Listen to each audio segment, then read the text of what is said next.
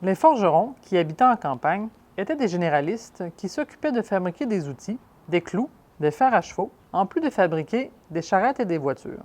Certains agriculteurs avaient même un feu de forge à la maison, afin de forger leurs propres clous et outils. Donc, on a ici un exemple, encore une fois, du travail du forgeron avec cette roue de wagon ou de wagon, comme certaines personnes appelaient. Si on se penche de ce côté-ci, on voit que le moyeu de la roue, avec ses rayons, est identique à ce que l'on retrouve au troisième étage de la grange octogonale dans le pignon. Donc, c'est vraiment une reproduction à plus grande échelle d'un baril avec des rayons d'une roue.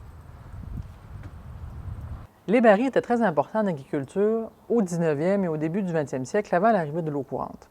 On s'en servait notamment pour placer l'eau pour les animaux, que ce soit à l'étable ou à l'extérieur, lorsqu'on n'avait pas de ruisseau à proximité.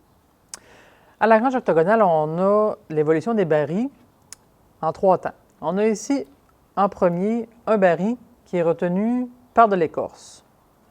On voit avec un second baril une évolution où est-ce qu'on utilise des lattes de bois.